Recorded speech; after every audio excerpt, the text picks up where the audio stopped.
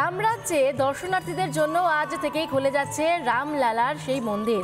একেবারে আজ থেকেই প্রবেশ করতে পারবেন দর্শনার্থীরা। ইতিমধ্যে প্রচুর প্রচুর মানুষ ভিড় জমিয়েছেন রামলালার দর্শন করতে।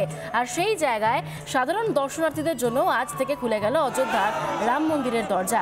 সারাদিনে দুবার রাম মন্দিরের দরজা খোলা থাকবে জনসাধারণের জন্য। রাম মন্দিরে পুজো দেওয়ার সময় সকাল 7টা থেকে 11টা 30 পর্যন্ত, দুপুর 2টো থেকে সন্ধ্যা 7টা পর্যন্ত দিনে দুবার সময় নির্ধারণ করা হয়েছে রাম মন্দিরে প্রবেশের জন্য, জনসাধারণের পুজোর জন্য।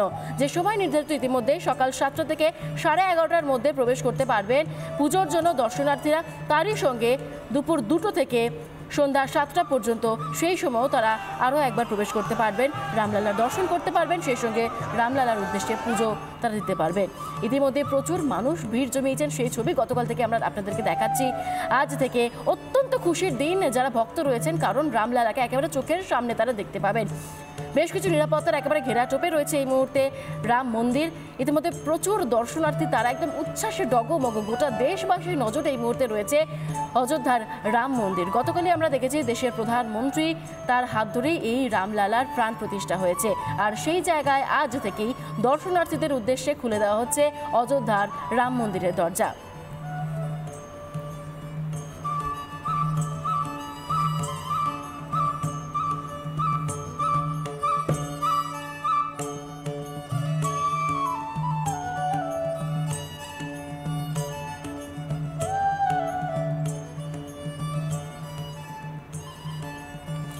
অযোধ্যায় রাম দীপাবলি আর আলোর রোশনাইয়ে ভেসেছে গোটা অযোধ্যা নগরী।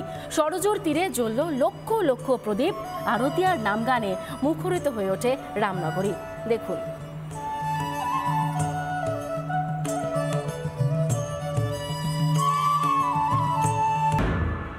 রাজ্য জুড়ে জাঁকিয়ে শীত, স্যাঁতস্যাঁতে এবং কনকনে ঠান্ডা বজায় থাকবে এরকমটাই জানাচ্ছে আলিপুর আবহাওয়া দফতর।